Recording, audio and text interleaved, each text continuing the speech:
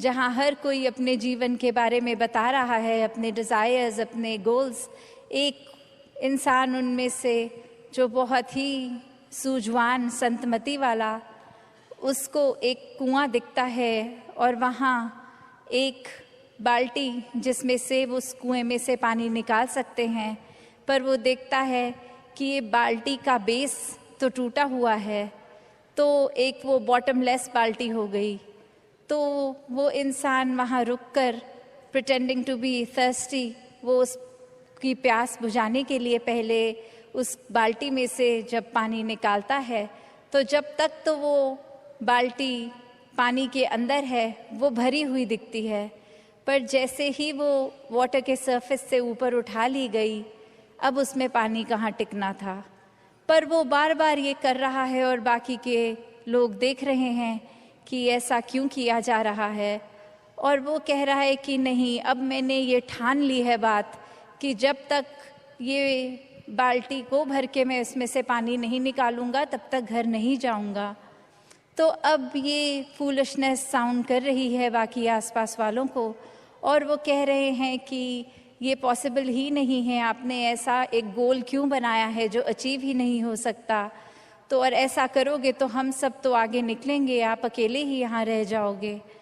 तो बात वो समझाने की उनको फिर यही कहता है कि शुक्र है you bought this point up, क्योंकि हम सबको पता है ये बॉटमलेस बकेट है, इसको भरा नहीं जा सकता।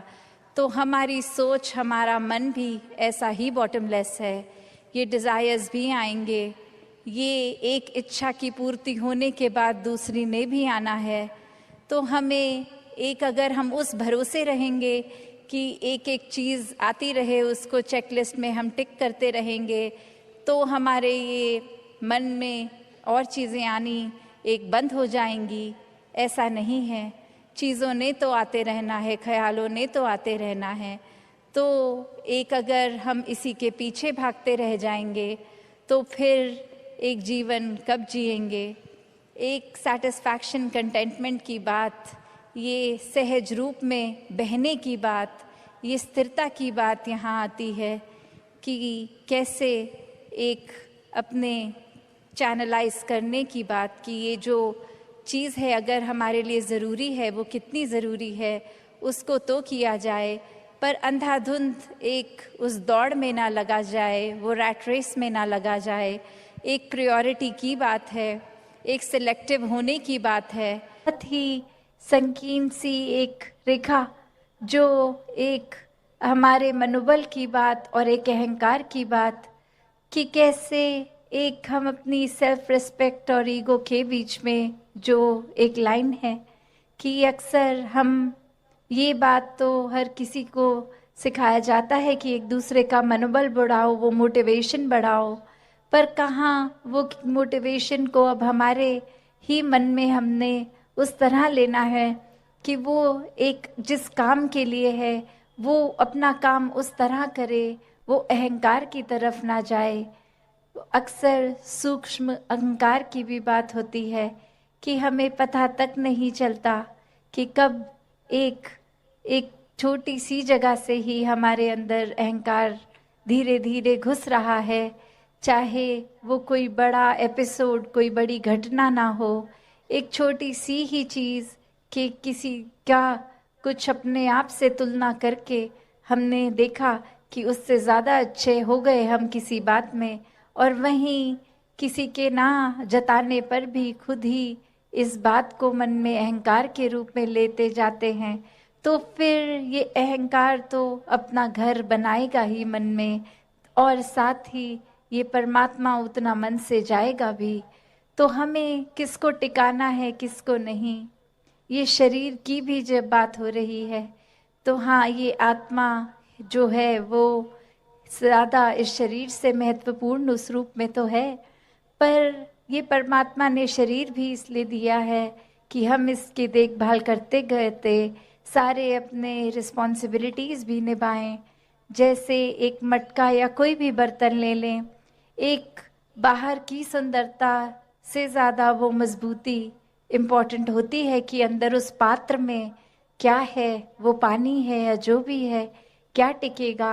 एक थोड़ा सा भी सुराख हो जाए तो वो पानी तो पात्र में टिकेगा नहीं, बह जाएगा।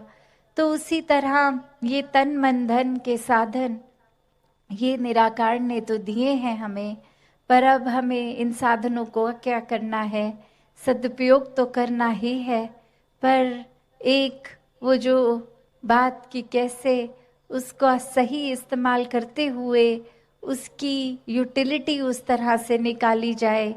तो जहाँ ये शरीर भी दिया है जिसमें एक इतनी कैपेसिटी, एक कैपेबिलिटी है, उसको पूरी तरह तो जीना है, एक संत मति के अनुसार पर जीना है। तो दासी और समय ना लेके इन्हीं शब्दों से अरदास निराकार से सभी के लिए कि दातार कृपा करे। जो बातें अक्सर हमें सुनने में इतनी बार सुन लेते हैं तो लगता है कहीं उनकी इम्पोर्टेंस खत्म हो रही है।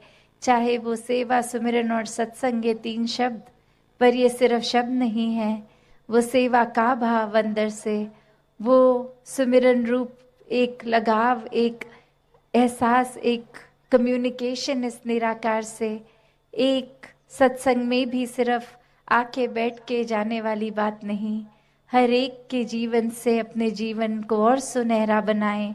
ये सभी जो परमात्मा ने एक संत रूप बख्शे हैं, हर एक का होना अगर जीवन में है और फिर भी हमारा सुधार नहीं हो रहा तो कितनी कमी हम में है, जो एक इतनी अच्छी अपॉर्चुनिटी होते हुए भी फायदा नहीं ले पा रहे।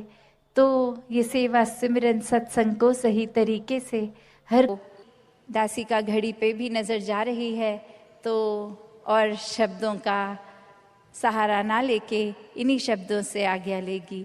साथ संगत जी, धन निरंकार जी।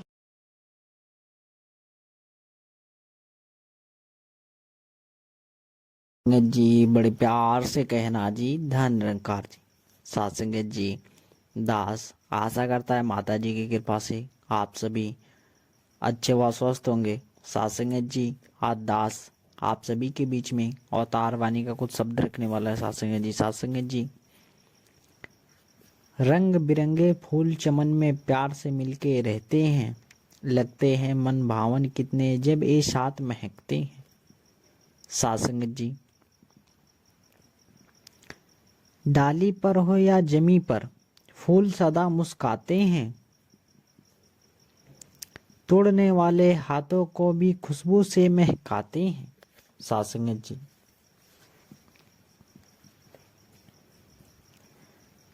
पूजा की थाली में